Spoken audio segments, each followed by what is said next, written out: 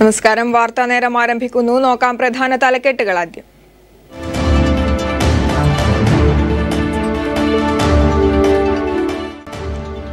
പാലക്കോട് കടപ്പുറം അഴിമുഖത്ത് മൂടിക്കിടന്ന മണൽ നീക്കം ചെയ്യുന്നതിന് മുന്നോടിയായി സർക്കാർ നിയോഗിച്ച ഉന്നതതല പരിസ്ഥിതി വിദഗ്ധ സംഘം സ്ഥലം സന്ദർശിച്ചു. റിപ്പോർട്ട് ഉടൻ സർക്കാരിൽ സമർപ്പിക്കുമെന്ന് സംഘം.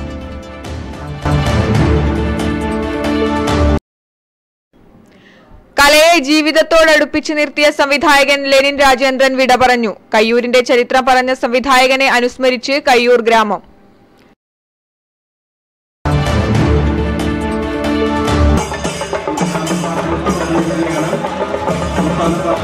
ഭരണഘടനാ സാക്ഷരതാ സന്ദേശയാത്ര ജില്ലയിൽ പര്യടനം തുടങ്ങി. ജില്ലയിലെ ആദ്യ സ്വീകരണം പയ്യന്നൂരിൽ നടന്നു.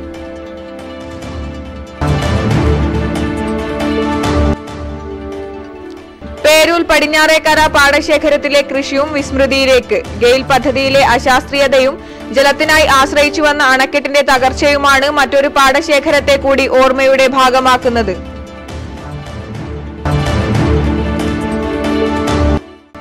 നെഹ്റു കോളേജ് മുൻ പ്രിൻസിപ്പൽ ഡോക്ടർ PV പുഷ്പജയുടെ വീടിന് നേരെ ബോംബാക്രമണം. അന്വേഷണം വൈകുന്നതിൽ പ്രതിഷേധം ശക്തമാകുന്നു.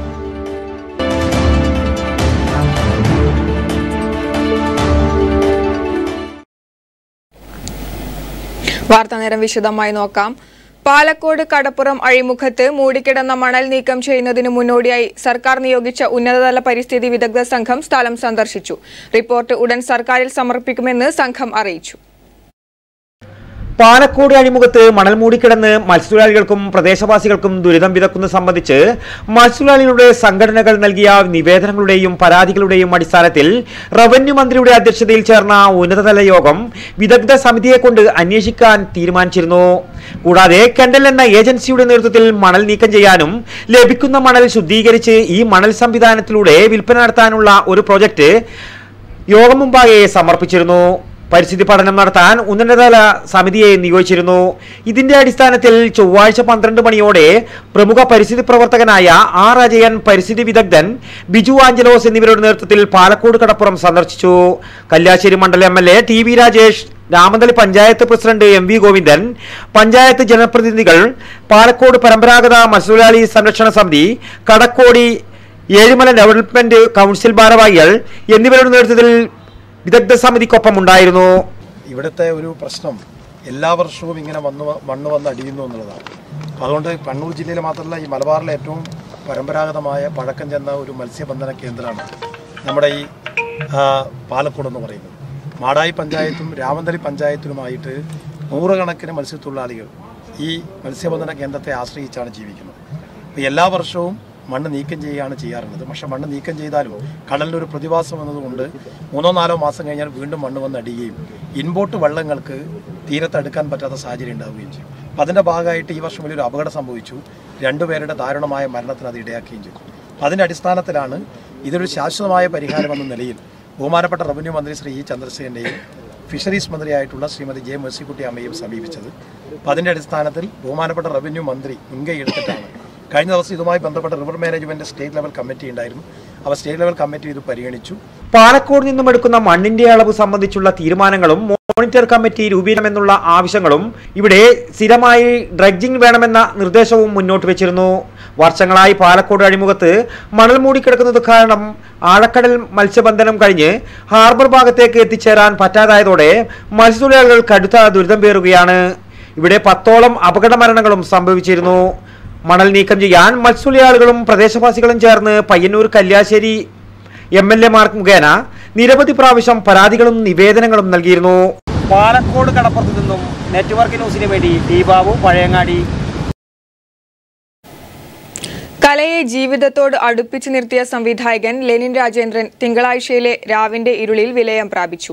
മലയാള സിനിമയിൽ സ്വന്തം പാത വെട്ടിത്തുറന്ന സംവിധായകൻ കൂടിയായിരുന്നു ഇദ്ദേഹം.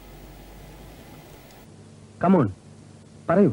ബ്രിട്ടീഷുകാർ ഇന്ത്യ വിടണം, ജന്മിത്വം അവസാനിപ്പിക്കണം. ഇതാണ് ഞങ്ങളുടെ അവസാനത്തെ ആഗ്രഹം. എന്താ, സാധിച്ചു തരാമോ? എനിക്കതിന് അധികാരമില്ല.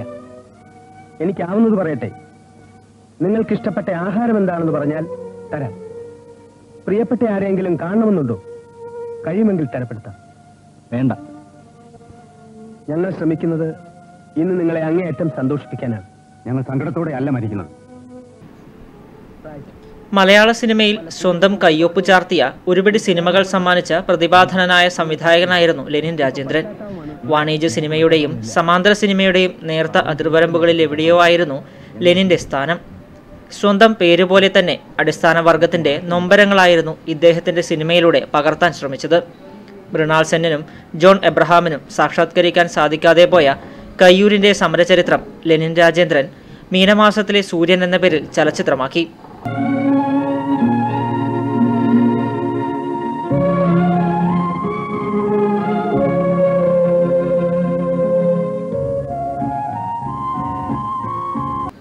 കയ്യൂരിന്റെ സമരചരിത്രം അഭ്രപാളിയിലേക്ക് പകർത്തുന്ന കാലത്ത് ഈ സിനിമയ്ക്ക് വേണ്ടി 100ഓളം പാളത്തൊപ്പികൾ ഉണ്ടാക്കിക്കൊടുത്ത വ്യക്തിയാണ് ഇട്ടമ്മൽ പൊക്കൻ. അന്ന് 25 രൂപ നിർബന്ധിച്ച് തനിക്ക് തന്ന കാര്യം പൊക്കൻ ഓർത്തെടുക്കുന്നു. മീനമാസ സൂര്യ സിനിമക്ക് പാളയെല്ലാം കൂട്ടിക്കൊടുത്ത ഞാനാണ്. ഒരു പഴയ വീടുണ്ടായിരുന്നു, പുല്ലിട്ട വീട്, 2 നിലയില്ലേ. അവിടുന്ന് ഒറ്റക്കലത്തിന് കഞ്ഞിയെല്ലാം കൊടുക്കുന്ന വീടാണ്. അതിലിപ്പോൾ പാലത്തിന് പോയി. പിന്നെ ഷൂട്ടിങ് സ്മാരകത്തുനിന്നുണ്ടായിന്. വേറെ ആ പരിസരത്ത് തന്നെ കുറേ ഷൂട്ടിങ് ചുറ്റുപാട് തന്നെ ഉണ്ടായത്. അന്ന് ചായക്ക് 25 പൈസയായിരുന്നു വില. സമരസഖാക്കളെ ലോക്കപ്പിലിട്ട് മർദ്ദിച്ച വീട് തന്നെയായിരുന്നു സിനിമയ്ക്ക് വേണ്ടിയും ഉപയോഗിച്ചത്. അരയാക്കാവ് പാലം വന്നപ്പോൾ വീട് പൊളിക്കേണ്ടി വന്നു. ഇന്നും ആ വീടിന്റെ തറയുടെ അംശം ഈ പ്രദേശത്തു കാണാം. കയ്യൂർ രക്തസാക്ഷി സ്തൂപത്തിലും തേജസ്വിനി പുഴയിലുമൊക്കെ സിനിമ ചിത്രീകരിച്ചു. കയ്യൂരിന്റെ സമരകഥ പറഞ്ഞ സിനിമാക്കാരൻ യാത്രയായത് കയ്യൂരുകാരെയും വിഷമത്തിലാക്കിയിരിക്കുന്നു. ഒരു സിനിമാക്കാരൻ മാത്രമല്ല തിങ്കളാഴ്ചയുടെ രാവിൽ യാത്രയായത്. സിനിമയെ പച്ചമണ്ണിൽ പറിച്ചുനട്ട അപൂർവം ചലച്ചിത്ര പ്രതിഭകളിൽ ഒരാൾ കൂടിയാണ്. News bureau, Karivellur.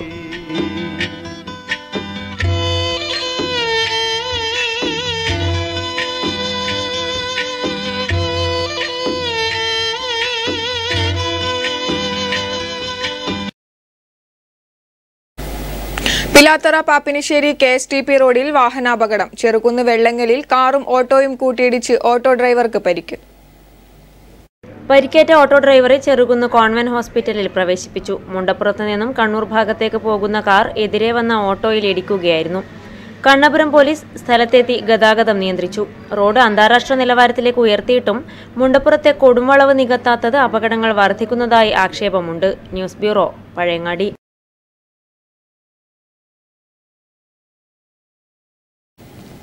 ഭരണഘടനാ സാക്ഷരതാ സന്ദേശയാത്ര ജില്ലയിൽ പര്യടനം തുടങ്ങി. ജില്ലയിലെ ആദ്യ സ്വീകരണം പയ്യന്നൂരിൽ നടന്നു. ഗാന്ധി പാർക്കിൽ സി കൃഷ്ണൻ MLA ഉദ്ഘാടനം ചെയ്തു.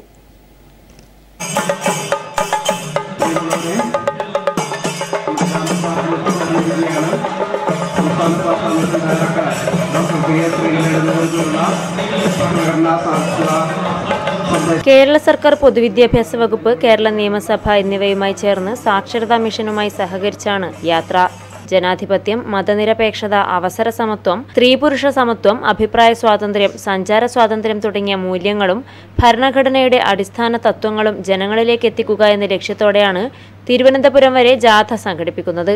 സി കൃഷ്ണൻ MLA സ്വീകരണ പരിപാടി ഉദ്ഘാടനം ചെയ്തു. കുടുംബത്തിൽ അല്ലെങ്കിൽ സ്വത്ത് കൈകാര്യം ചെയ്യുന്നതിൽ മറ്റു മേഖലകളുടെ അവകാശങ്ങൾ ലഭ്യമാക്കുന്നതിലെല്ലാം അത് ഉണ്ട്.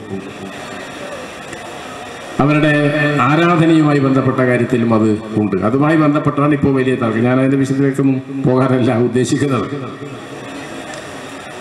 അപ്പം അത് സ്ത്രീകൾക്ക് ഭരണഘടന അനുവദിക്കുന്ന അവകാശങ്ങൾ സംരക്ഷിക്കപ്പെടേണ്ടതില്ലേ? ഈ കാര്യത്തിൽ കുറേ വർഷക്കാലത്തെ വാദവിവാദങ്ങൾക്ക് ശേഷം സുപ്രീം കോടതിയുടെ ഭരണഘടനാ ബെഞ്ചിൻ്റെ വിധിയും അത് ഞങ്ങൾക്ക് ബാധകമല്ല എന്ന് നഗരസഭാ അധ്യക്ഷൻ അഡ്വക്കേറ്റ് ശശി വട്ടക്കോവൽ ചടങ്ങിന് അധ്യക്ഷനായി. Block panchayat president MTP Nooruddeen മുഖ്യ അതിഥിയായി. E അനീഷ് കുമാർ, K കവിത, KP ജ്യോതി തുടങ്ങിയവർ സംസാരിച്ചു. ജാഥ 24-ന് തിരുവനന്തപുരത്ത് സമാപിക്കും. നെഹ്റു കോളേജ് മുൻ പ്രിൻസിപ്പൽ ഡോക്ടർ PV പുഷ്പജയുടെ വീടിന് നേരെ ബോംബാക്രമണം. അന്വേഷണം വൈകുന്നതിൽ പ്രതിഷേധം ശക്തമാകുന്നു. KSSPU കാസർഗോഡ് ജില്ലാ കമ്മിറ്റിയുടെ നേതൃത്വത്തിൽ ചീമേനി പോലീസ് സ്റ്റേഷനിലേക്ക് മാർച്ച് നടത്തി. പ്രകടനത്തിൽ നിരവധി പ്രവർത്തകർ അണിനിരന്നു.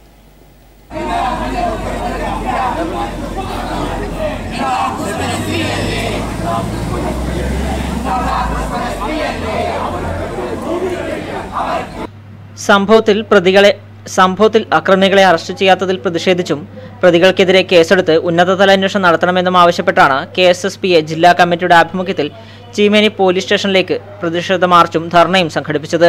മാർച്ചിൽ നിരവധി പ്രവർത്തകർ അണിനിരന്നു. പോലീസ് സ്റ്റേഷന് മുന്നിൽ മാർച്ച് സമാപിച്ചു. പ്രകടനത്തിന് ജില്ലാ secretary T Sebastian, treasurer PC Surendran എന്നിവർ നേതൃത്വം നൽകി. തുടർന്ന് നടന്ന ധർണ കാസർഗോഡ് DCC പ്രസിഡന്റ് ഹക്കീം കുന്നിൽ ഉദ്ഘാടനം ചെയ്തു.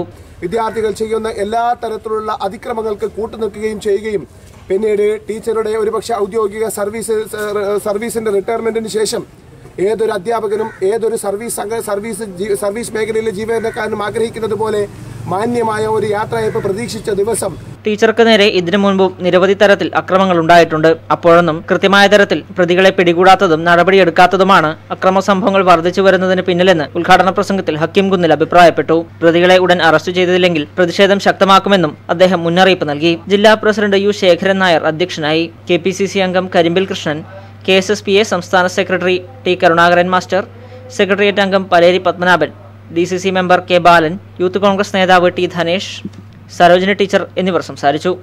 News bureau, Karivellur.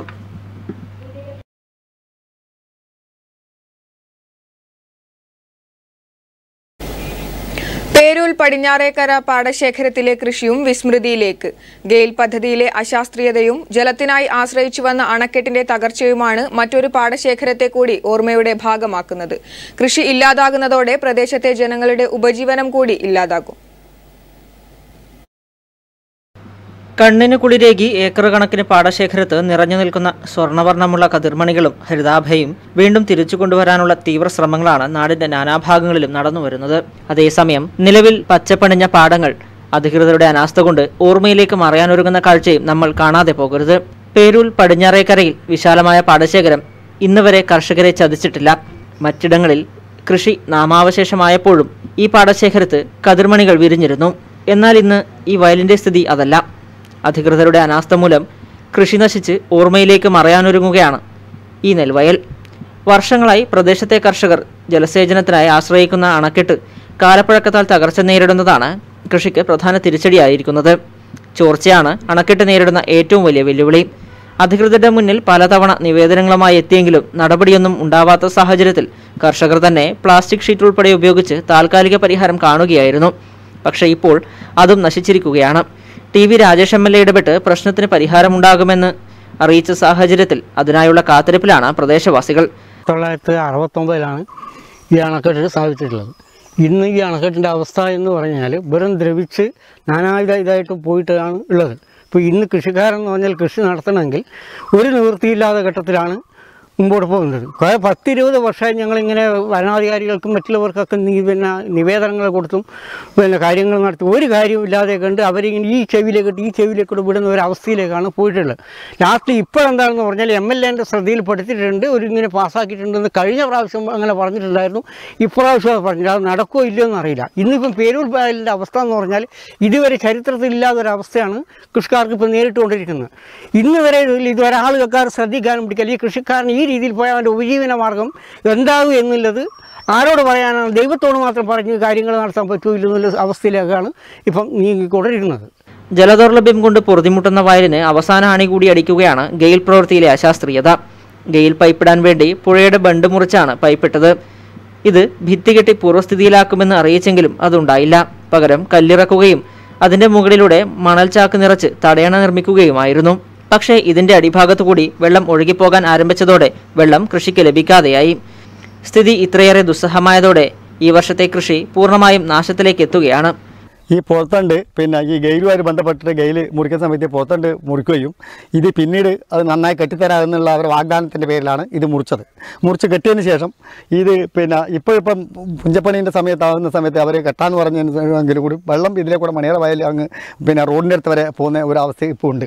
അപ്പോൾ ഇതിൻ്റെ അവസ്ഥ എന്ന് വെച്ചാൽ ഇവിടെ പിന്നെ നല്ല രണ്ട് കാട്ടുകല്ല് കൊണ്ടുവന്നിട്ട് ചട്ടക്കല്ല് കൊണ്ടുവന്നിട്ട് ശരിക്കും 2 സൈഡ് കെട്ടിയിട്ട് അതിൻ്റെ ഉള്ളിൽ മണ്ണ് നിറച്ചിട്ട് അത് ഡെവലപ്പ് ചെയ്യണം എന്ന് നമ്മൾ കുഞ്ഞപ്പനടക്കം പറഞ്ഞതാണ്. അതുകൊണ്ട് ഓഫീസടക്കം പറഞ്ഞതാണ്. അപ്പോൾ അത് അവരെന്ത് വെച്ചാൽ 2 ലോഡ് കല്ല് ഇങ്ങനെ പിന്നെ ഇങ്ങനെ തന്നെ കൊണ്ടിടുകയും അതിൻ്റെ മേലെ ഈ മണ്ണ് ഈ കാണുന്ന മണ്ണിൻ്റെ പിന്നെ ഇത് ആവുകയും ചെയ്തു. പക്ഷേ തടയണ കിട്ടു. പക്ഷേ വെള്ളം തേച്ചു അടിയിലൂടെ പോവുകയും ഇതിൻ്റെ ഫലമായിട്ട് അങ്ങോട്ട് ഇല്ലത്തിൻ്റെ ആ ഭാഗത്തുള്ള മുഴുവൻ പിന്നെ കൃഷിയെ നശിച്ചിട്ടായില്ലത്. ഇപ്പോൾ നിങ്ങൾ കാണാൻ പറ്റുന്നതാണ്. ഇപ്പോൾ ഒന്നുമില്ല, നട്ടതിന് ശേഷം ഒരു ഉറ്റു വെള്ളം ഇവിടെ കയറാത്ത ഒരു അവസ്ഥ ഉണ്ടായിട്ടുണ്ട്. അടുത്ത കൃഷിക്ക് കൂടി പ്രശ്നപരിഹാരമായില്ലെങ്കിൽ കൃഷി ഉപേക്ഷിച്ച് പാടം തരിശിടാനാണ് കർഷകരുടെ തീരുമാനം. News bureau, Pilathara. മുണ്ടോലകളുടെ ലഭ്യതക്കുറവും പ്ലാസ്റ്റിക് പായയുടെ തള്ളിക്കയറ്റവും ഒരു വിഭാഗത്തിന്റെ കുലത്തൊഴിലായ തഴപ്പായ നെയ്ത്തും പ്രതിസന്ധിയിലേക്ക് നീങ്ങുന്നു. മാറിവരുന്ന സർക്കാരുകളും തഴപ്പായ നെയ്ത്തുകാരെ കൈയൊഴിയുകയാണെന്ന് ആക്ഷേപം.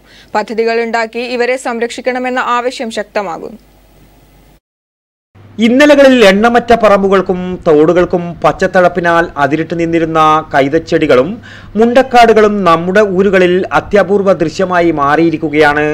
കോവിലംഗങ്ങളിലും കുടിലുകളിലും സുഖിച്ചും സഹിച്ചും കഴിഞ്ഞിരുന്നവർക്കൊക്കെ വീണ് കിടക്കുവാൻ പണ്ട് ഈ മുണ്ടോലകൾ കൊണ്ട് നെയ്തെടുത്ത വൈചിത്യവും വൈവിധ്യവുമാർന്ന തഴപ്പായകൾ വേണമായിരുന്നു. ഒരു പതിറ്റാണ്ട് മുമ്പ് വരെ പോലും പൂരപ്പറമ്പുകളിലും ആഴ്ചച്ചന്തകളിലും തെരച്ചു കുത്തിവെച്ച പൊന്നിറമുള്ള തളപ്പായകൾ തല ഉയർത്തി നിന്നിരുന്നു. തളപ്പായില്ലാത്ത വീട് ഭൂമി മലയാളത്തിൽ ഉണ്ടായിരുന്നില്ല. പുതിയ പരിഷ്കാരങ്ങളും പുത്തൻ വ്യാവസായിക ഉൽപ്പന്നങ്ങളോടുള്ള അമിതാസക്തിയും മലയാളികളെ അടിമുടി കീഴടക്കിയിരുന്നു. തളപ്പായകൾക്ക് പല വീടുകളിലും പ്രവേശനം പോലും ഇപ്പോൾ ഇല്ലാതായി. പണ്ട് പായ നെയ്യുന്ന വിഭാഗങ്ങൾക്ക് നേരെ ഉണ്ടായിരുന്ന അയിത്തവും തീണ്ടലും പുതിയ കമ്പോളങ്ങളിൽ അവരുടെ മികവുറ്റ ഉൽപ്പന്നങ്ങൾക്ക് നേരെയായിരിക്കുകയാണ്.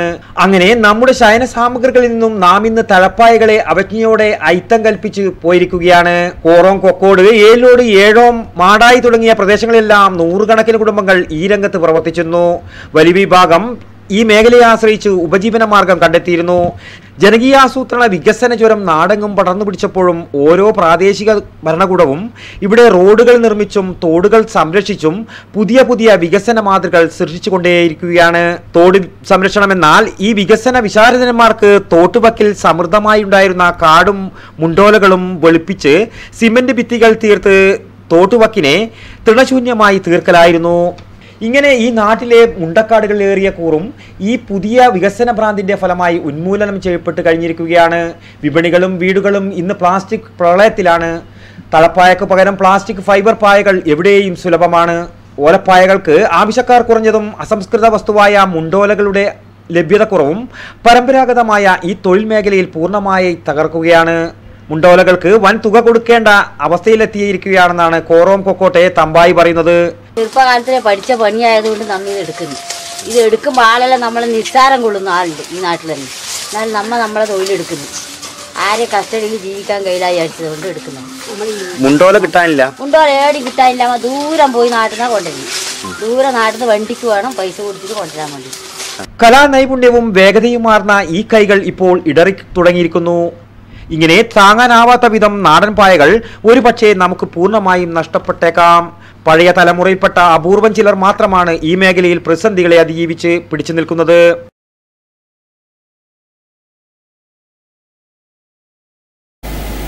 പുതിനൂർ റെയിൽവേ ലെവൽ ക്രോസിൽ മേൽപ്പാലം പണിയുന്നതിനുള്ള പ്രാരംഭ നടപടികൾ തുടങ്ങി. നടക്കാവ് പടന്ന റോഡിൽ ഇതിന്റെ ആദ്യപടിയായി മണ്ണ് പരിശോധനക്കാവശ്യമായ ബോറിംഗ് തുടങ്ങി.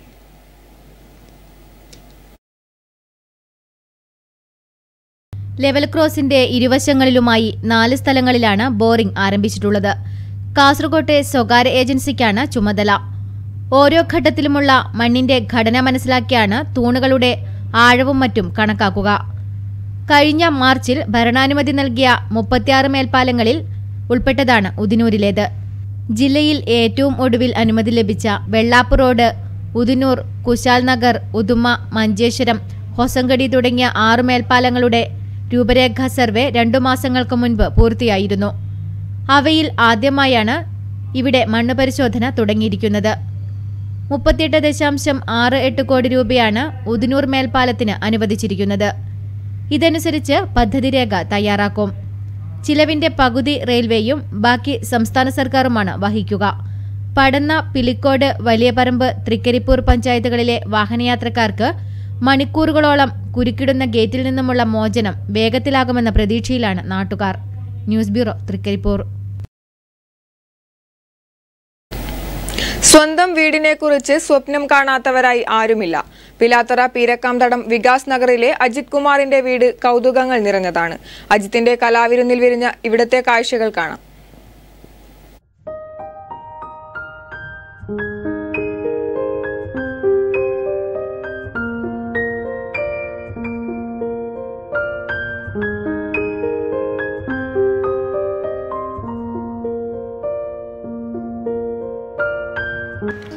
താമസിക്കാനൊരിടം എന്നതിലപ്പുറം വീട് എന്നത് വിശാലമായ ഒരു ലോകമാണ്.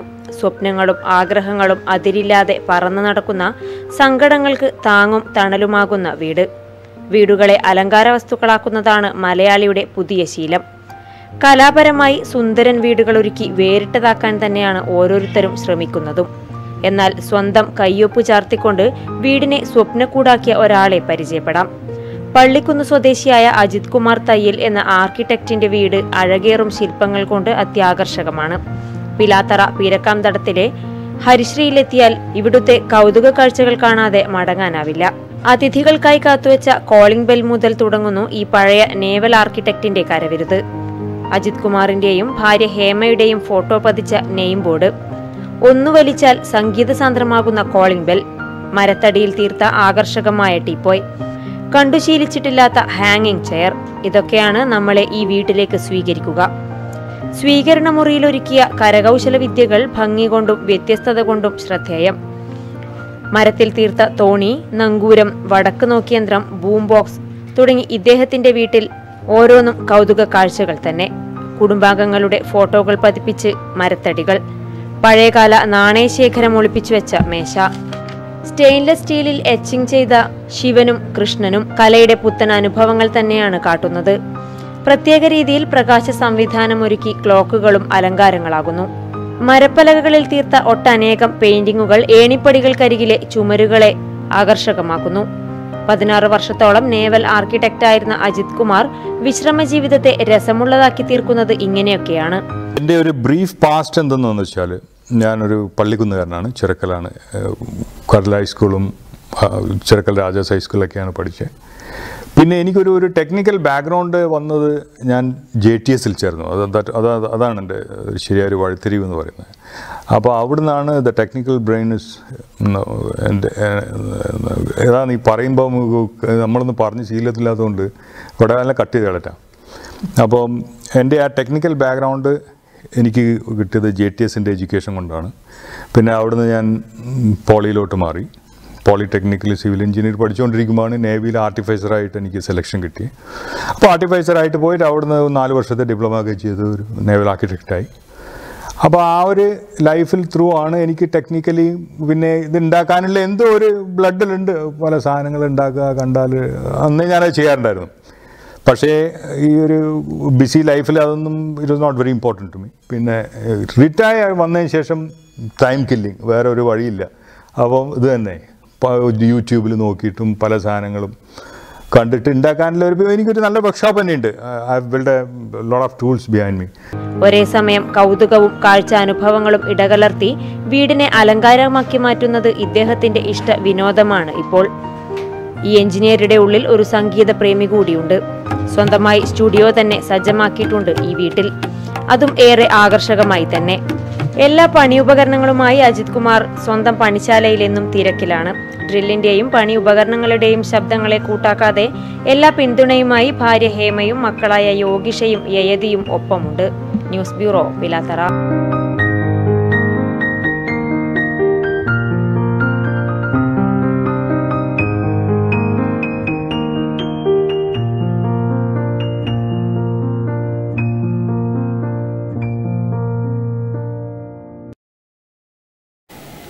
സാന്ത്വന പരിചരണവും ബോധവൽക്കരണവും ലക്ഷ്യമിട്ടുകൊണ്ട് പാലിയേറ്റീവ് ദിനാചരണം. Payyanur pain and palliative care society palliative ദിനം ആചരിച്ചു. മൂരിക്കോവൽ റാങ്ക് റിവ്യൂ ജംഗ്ഷന് സമീപം പാലിയേറ്റീവ് സെന്ററിലായിരുന്നു പരിപാടി. രോഗം കൊണ്ടും പ്രായാധിക്യം കൊണ്ടും അപകടങ്ങൾ കൊണ്ടും ശയ്യാവലംബിതരായ ജീവിതങ്ങളെ ഓർത്തുകൊണ്ട് ഒരു പാലിയേറ്റീവ് ദിനം കൂടി കടന്നു വരികയാണ്. ക്യാൻസറിന് കാരണമാകുന്ന ലഹരിയുടെ വർജനത്തിനും ക്യാൻസർ വിമുക്തരുടെ ജീവിതാരോഗ്യത്തിനും സാന്ത്വന പരിചരണ ബോധവൽക്കരണത്തിനും ഊന്നൽ നൽകിക്കൊണ്ടാണ് ഈ വർഷത്തെ പാലിയേറ്റീവ് ദിനം ആചരിക്കുന്നത്. Payyanur pain and palliative care സൊസൈറ്റിയുടെ ഈ വർഷത്തെ പാലിയേറ്റീവ് ദിനാചരണം പയ്യന്നൂർ പാലിയേറ്റീവ് സെന്ററിൽ നടന്നു. നഗരസഭാ അധ്യക്ഷൻ അഡ്വക്കേറ്റ് ശശി വട്ടക്കുവൽ പാലിയേറ്റീവ് ദിനാചരണ പരിപാടിയുടെ ഉദ്ഘാടനം നിർവഹിച്ചു. ആ നിലയിലുള്ള ഏറ്റവും ആധുനിക സംവിധാനങ്ങളും സൗകര്യങ്ങളുമുള്ള ഒരു മാസ്റ്റർ പ്ലാനാണ് പയ്യന്നൂർ ഗവൺമെന്റ് താലൂക്ക് ആശുപത്രിക്ക് വേണ്ടി തയ്യാറാക്കുന്നത്. ഇന്നത്തെ നിലയിൽ കാര്യങ്ങൾ മുന്നോട്ട് നീങ്ങിയാൽ കണ്ണൂർ ജില്ലയിലെ എന്നല്ല, വടക്കേ മലബാറിൽ ഏറ്റവും കൂടുതൽ സൗകര്യങ്ങളുള്ള ഇതിൻ്റെ ഒരു ഔപചാരികമായ രീതിയിലുള്ള പ്രഖ്യാപനം ഇന്ന് പറയാൻ എനിക്ക് സാധിക്കില്ല. ഒരു 2 ആഴ്ചക്കുള്ളിൽ തന്നെ ഫോഴ്സ് പയ്യന്നൂർ ശാഖയുടെ ഉദ്ഘാടനം തളിപ്പറമ്പ് ഡിവൈഎസ്പി KV വേണുഗോപാലൻ നിർവഹിച്ചു. പുകയില ആസക്തി വിമുക്ത കേന്ദ്രം മുക്തിയുടെ ഉദ്ഘാടനം Malabar cancer society president D Krishnanatha Pai നിർവഹിച്ചു. Payyanur pain and palliative care society president doctor VC Raveendran ചടങ്ങിൽ അധ്യക്ഷനായി. A Mahesh, TV Rajitha, K Aravindakshan, doctor Ranjith Raveendran, P Vijayan തുടങ്ങിയവർ സംസാരിച്ചു. യോഗാസന പ്രസക്തി, പുകയിലയിൽ നിന്നും മുക്തി എന്നീ വിഷയങ്ങളിൽ പരിശീലന പരിപാടികളും നടന്നു. C രാമചന്ദ്രൻ, VV ലക്ഷ്മണൻ തുടങ്ങിയവർ സംസാരിച്ചു. പയ്യന്നൂർ കോളേജ് NSS വളണ്ടിയർമാർ, സ്റ്റുഡന്റ് പാലിയേറ്റീവ് കെയർ വളണ്ടിയർമാർ തുടങ്ങിയവർ പരിപാടിയിൽ പങ്കെടുത്തു. 1928 ചരിത്രപ്രസിദ്ധമായ പയ്യന്നൂർ കോൺഗ്രസ് സമ്മേളനത്തിന്റെ 90ാം വാർഷികാഘോഷം ജനുവരി 20 ഗാന്ധി പാർക്കിൽ നടക്കും. KPCC പ്രസിഡന്റ് മുല്ലപ്പള്ളി രാമചന്ദ്രൻ ഉദ്ഘാടനം ചെയ്യുമെന്ന് ഭാരവാഹികൾ അറിയിച്ചു.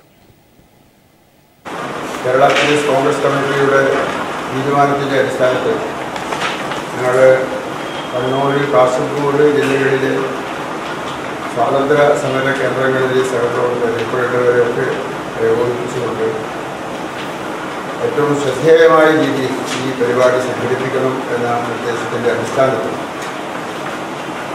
നല്ല മുന്നൊരുക്കത്തോടുകൂടിയാണ് പരിപാടി സംഘടിപ്പിക്കുന്നത്. ജവഹർലാൽ നെഹ്റുവിന്റെ നേതൃത്വത്തിൽ 3 ദിനരാത്രങ്ങളിലായി നടന്ന 4ാം അഖില കേരള കോൺഗ്രസ് സംസ്ഥാന സമ്മേളനത്തിന്റെ 90ാം വാർഷികം പയ്യന്നൂർ ഗാന്ധി പാർക്കിൽ നടക്കും. KPCC പ്രസിഡന്റ് മുല്ലപ്പള്ളി രാമചന്ദ്രൻ ഉദ്ഘാടനം ചെയ്യും. KPCC വർക്കിംഗ് പ്രസിഡന്റുമാരായ K സുധാകരൻ, കൊടിക്കുന്നിൽ സുരേഷ് എന്നിവർ മുഖ്യപ്രഭാഷണം നടത്തും. ബെന്നി ബഹനാൻ, ഷാനിമോൾ ഉസ്മാൻ തുടങ്ങിയവരും പങ്കെടുക്കുമെന്ന് ഭാരവാഹികൾ മാധ്യമസമ്മേളനത്തിൽ അറിയിച്ചു. KP Kunhikannan, VN Eripuram, K Jayarajan, DK Gopinath, AP Narayanan, VV Unnikrishnan തുടങ്ങിയവർ മാധ്യമസമ്മേളനത്തിൽ പങ്കെടുത്തു. CMP പയ്യന്നൂർ ഏരിയ കമ്മിറ്റിയുടെ നേതൃത്വത്തിൽ CMP 10ാം പാർട്ടി കോൺഗ്രസ് പതാക ദിനവും റോസ ലക്സൺബർഗ് രക്തസാക്ഷി ശതാബ്ദി ദിനവും നടത്തി. CMP കണ്ണൂർ ജില്ലാ joint secretary B Sajith Lal ഉദ്ഘാടനം ചെയ്തു.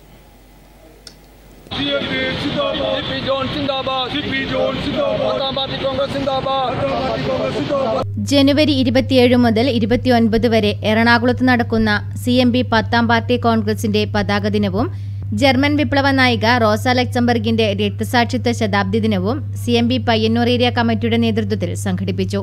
പയ്യന്നൂർ നഗരത്തിൽ നടന്ന പരിപാടിയിൽ PP രാഘവൻ പതാക ഉയർത്തി. P രത്നാകരന്റെ അധ്യക്ഷതയിൽ നടന്ന ചടങ്ങ് CMP കണ്ണൂർ ജില്ലാ joint secretary B Sajith Lal ഉദ്ഘാടനം ചെയ്തു. KV Damodaran, KV Lakshmi, TP Gangadharan, PV Padmanabhan, P Rajani, E Sunilkumar തുടങ്ങിയവർ പ്രസംഗിച്ചു. നഗരത്തിൽ പ്രകടനവും നടത്തി. പുരോഗമന കലാസാഹിത്യ സംഘം പയ്യന്നൂർ ഏരിയ കമ്മിറ്റിയുടെ നേതൃത്വത്തിൽ സാംസ്കാരികോത്സവം സംഘടിപ്പിച്ചു. ഷേണായി സ്ക്വയറിൽ നടന്ന ചിന്താ പുസ്തകോത്സവത്തിൽ നടന്ന പരിപാടി പുരോഗമന കലാസാഹിത്യ സംഘം ജില്ലാ പ്രസിഡന്റ് നാരായണൻ കാവുമ്പായി ഉദ്ഘാടനം ചെയ്തു.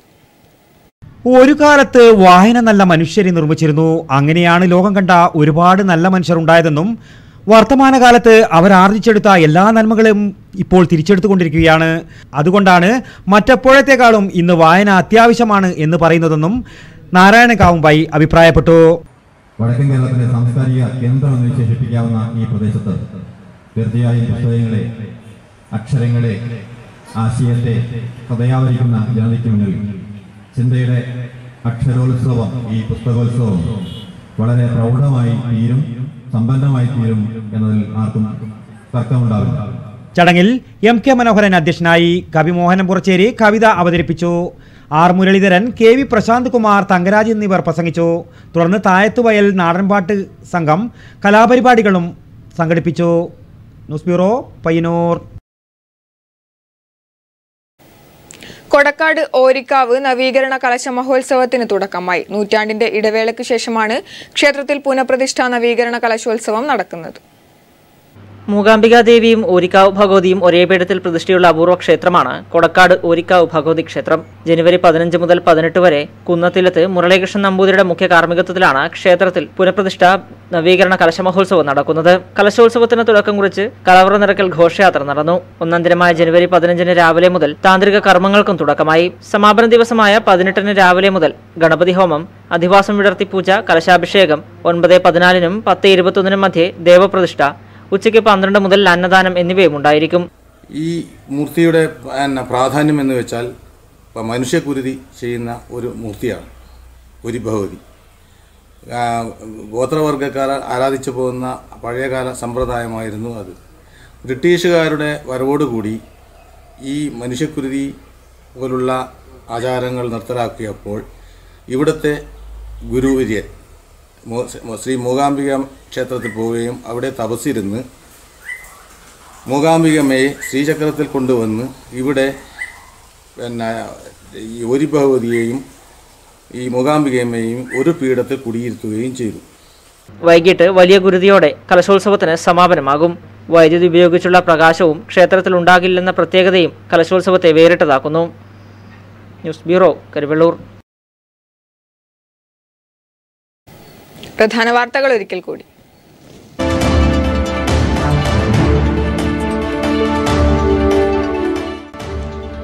പാലക്കോട് കടപ്പുറം അഴിമുഖത്ത് മൂടിക്കിടന്ന മണൽ നീക്കം ചെയ്യുന്നതിന് മുന്നോടിയായി സർക്കാർ നിയോഗിച്ച ഉന്നതതല പരിസ്ഥിതി വിദഗ്ധ സംഘം സ്ഥലം സന്ദർശിച്ചു. റിപ്പോർട്ട് ഉടൻ സർക്കാരിൽ സമർപ്പിക്കുമെന്ന് സംഘം.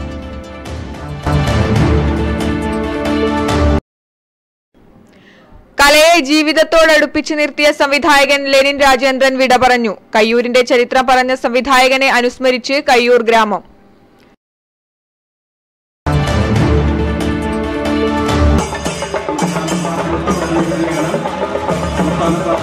ഭരണഘടനാ സാക്ഷരതാ സന്ദേശയാത്ര ജില്ലയിൽ പര്യടനം തുടങ്ങി. ജില്ലയിലെ ആദ്യ സ്വീകരണം പയ്യന്നൂരിൽ നടന്നു.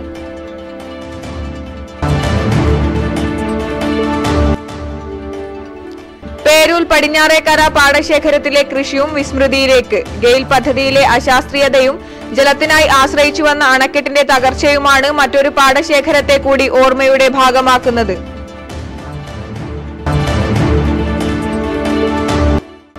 നെഹ്റു കോളേജ് മുൻ പ്രിൻസിപ്പൽ ഡോക്ടർ PV പുഷ്പജയുടെ വീടിന് നേരെ ബോംബാക്രമണം. അന്വേഷണം വൈകുന്നതിൽ പ്രതിഷേധം ശക്തമാകുന്നു.